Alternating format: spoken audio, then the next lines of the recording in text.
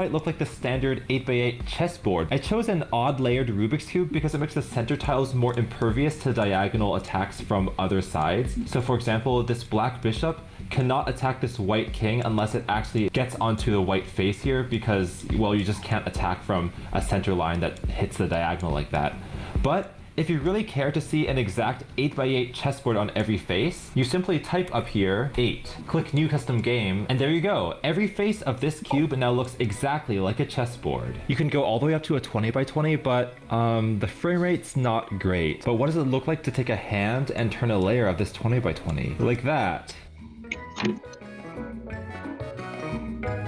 They're all going for a ride. On a big cube like this, Splatoons have huge range if they're in a big swath that's undisturbed like this orange one here. Speaking of Splatoons, and I know they're called Inklings, update 4 is that I made them more powerful. In the past, Splatoons could slide through similarly colored regions, but not attack enemy pieces in that region. Well, now they can.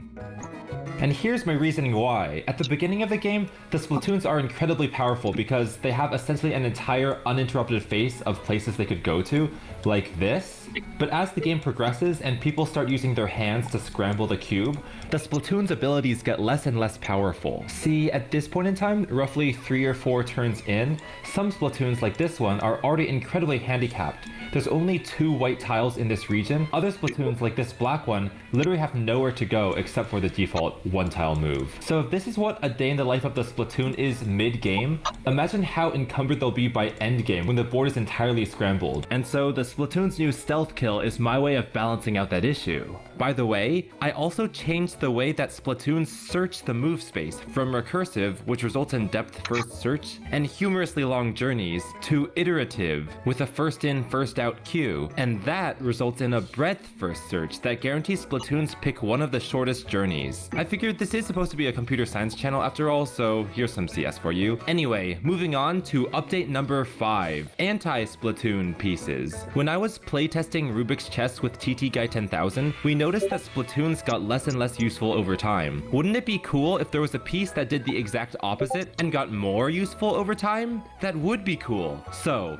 what's Splatoon spelled backwards? Newt Alps. And in fact, my initial prototype for this piece was a newt, meaning a music note. But I realized there's already a cute cartoon character who says newt newt and lives in a snowy environment like the Alps, and that's Pingu. So now Pingu's in my game, but how does he move? Well, you know how the Splatoon can access any of its 4 orthogonal neighbors if and only if they're the same color, and that process happens repeatedly, indefinitely? The newt newt is just the opposite. It can access any of its 4 orthogonal neighbors if and only if they're different colors, and that happens repeatedly indefinitely. Meaning, at the start of the game, when the neighboring tiles are nearly all the same color, the newt newt is essentially useless. But once neighboring tiles start being all sorts of different colors later in the game, well, yeah, this resulted in newt newts being way too powerful, essentially able to attack 90% of the board from anywhere. You know what? I'm ditching this recursive anti-Splatoon maneuver for the newt newts. It's time to give them something more balanced and not so overpowered. So here's what I came up with. Now, newt newts like this one basically act like handicapped Amazons.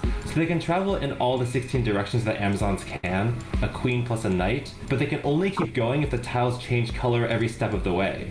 So from, say, this location, if the newt newt wanted to move right, it can go here because it goes green, black, green, but it can't go any further because green to green is not allowed. So we can move the newt newt here or something, and from this location, the newt newt can actually move 4 tiles diagonally because it goes green, black, green, white, red, like this, and every step of the way, the newt newt has gone to a different colored tile. But at the end game, when the board is more scrambled, newt newts become almost as powerful as Amazons themselves, able to travel really far, because just look at this, and it can even travel all the way to here to kill this black queen.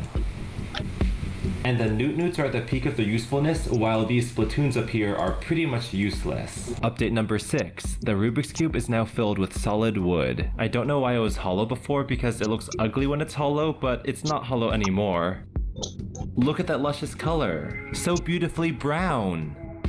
Update number 7, Pawn Promotion. One of the most iconic features of the pawn in normal chess is that it can promote to any of the other pieces when it reaches the opposite rank. In Rubik's chess, there is the concept of pawns reaching the opposite face, but I wanted to get a bit more creative. So here's how it works. Pawns can promote if and only if they land on a tile of the enemy color. So if you're a white pawn, you can promote once you land on a black tile. And if you're a black pawn, you can promote once you land on a white tile. And this allows for the hands to have a much bigger influence on when pawns can promote, because it's not just a matter of moving forward 7 tiles. It's also about, is the cube scrambled in such a way that there are enemy tiles right in front of your pawns? As for the promotion options, I have pawn, knight, bishop, rook, hand, splatoon, and newt. So I can promote to a rook here, and now that there's a rook, and maybe this white pawn wants to become, say, a knight. And of course, these pieces have their new abilities, but you might notice there's 3 piece types that pawns can't promote to, and it's the king, obviously, the queen, and the Amazon. I am done eating.